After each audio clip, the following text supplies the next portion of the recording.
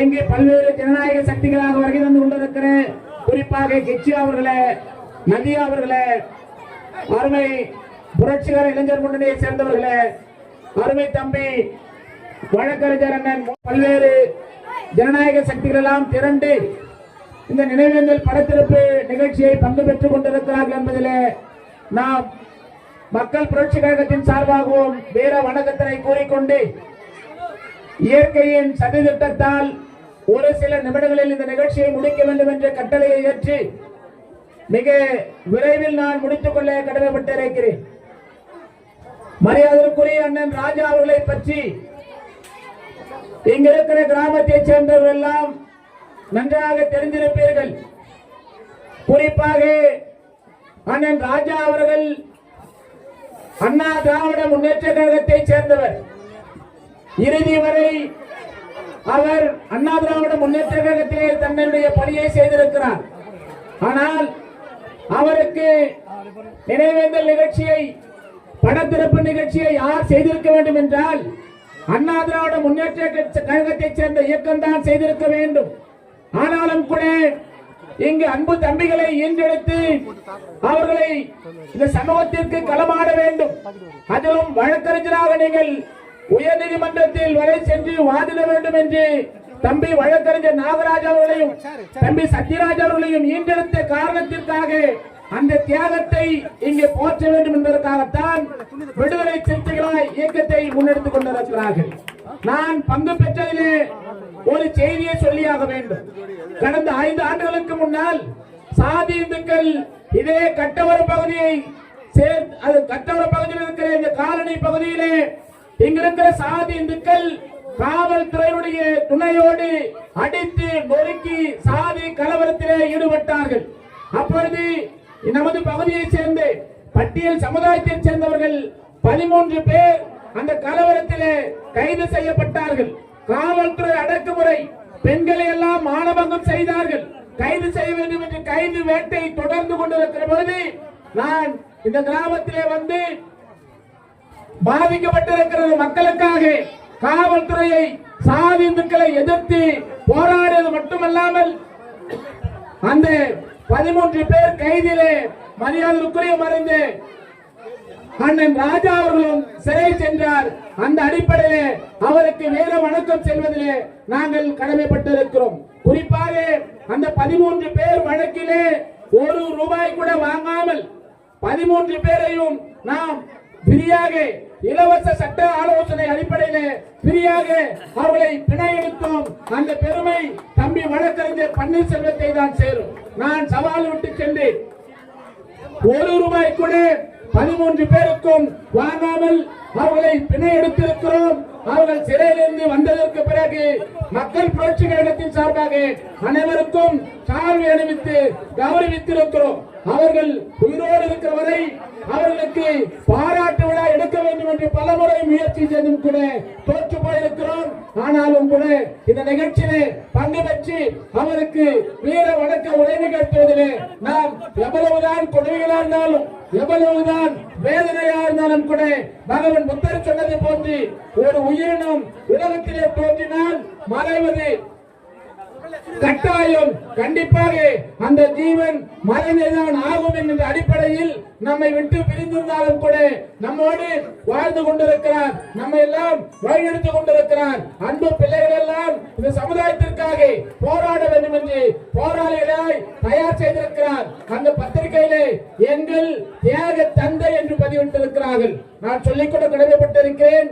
தந்தை என்று சொன்னால் அதற்கு இன்னொரு பெயர் தியாகம் என்றுதான் பெயர். எங்கள் தியாக தந்தை என்பதை விட தந்தை என்றால் தியாகம் தான்.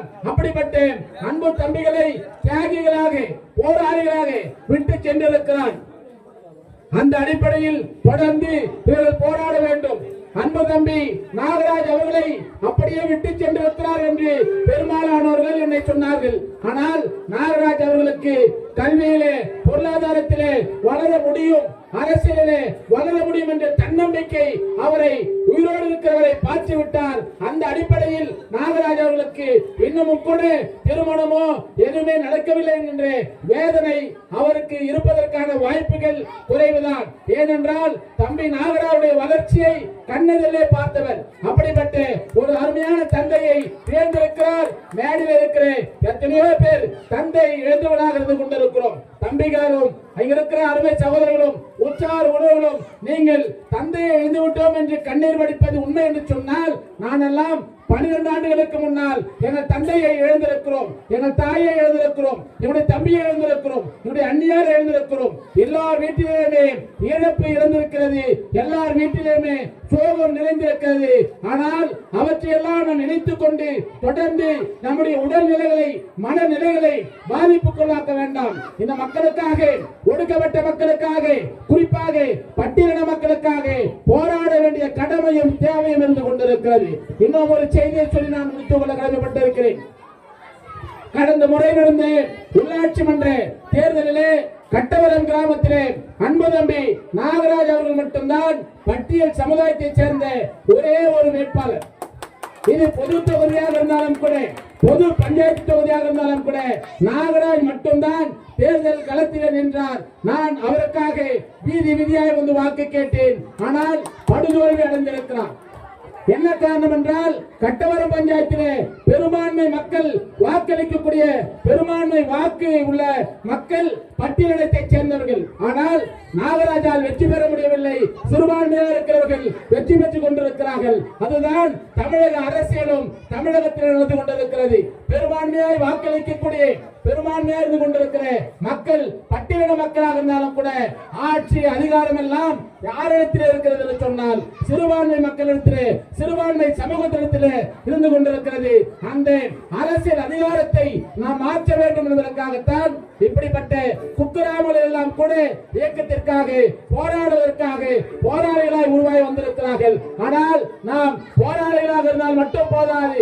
ஏதோ ஆர்ப்பாட்டம், போராட்டம், படுகொலை, பஞ்சம் நில மீட்பு, பெண் படுகொலை, சமூக போராளிகள் எல்லாம் வெற்றி விட்டார்கள், ஆணவ படுகொலை, இதற்காக போராடுகின்ற கூட்டமாக மட்டும் நாம் இருந்துவிடக் கூடாது. அதிகாரத்தால் நாம் இந்த மக்களை பாதுகாக்க வேண்டிய கடமையும் தேவையும் இருந்து கொண்டிருக்கிறது. நமக்கு என்ன அதிகாரம் இருக்கிறது? நாம் சொன்னால் இங்கு இருக்கிற காவல்துறை என்ன நம்மை மதிப்பார்கள்? நம் மீது பல்வேறு பொய் வழக்குகள், நம் மீது பல்வேறு அடக்குமுறைகள் தொடர்ந்து இந்த ஆட்சியிலே, திராவிட மாடல் ஆட்சியிலே பட்டியலின மக்களுக்கு பாதுகாப்பில் என்ற ஒரு புள்ளிவிவரம் இருந்து கொண்டிருக்கிறது. பட்டியலின தலைவரை படுகொலை செய்கிறார்கள். பட்டியலின தலைவரை கைது செய்வதற்கு 500 காவல்துறை செல்கிறார்கள்.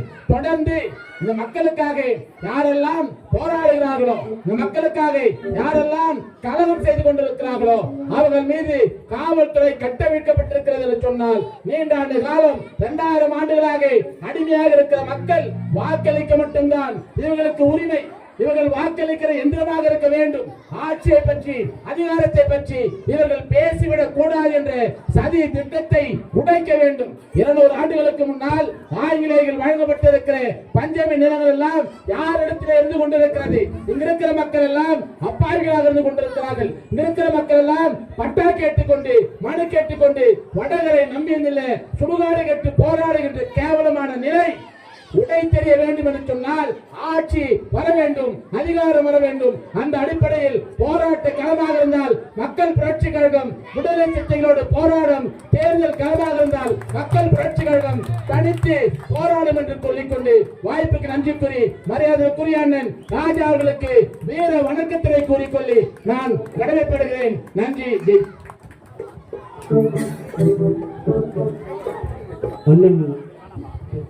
அடுத்து தலித் விடுதலை இயக்கத்தினுடைய சார்பாக அதனுடைய தலைவர் கிச்சா அவர்கள் நினைவேந்தல் உரையாற்றுகிறார்கள்.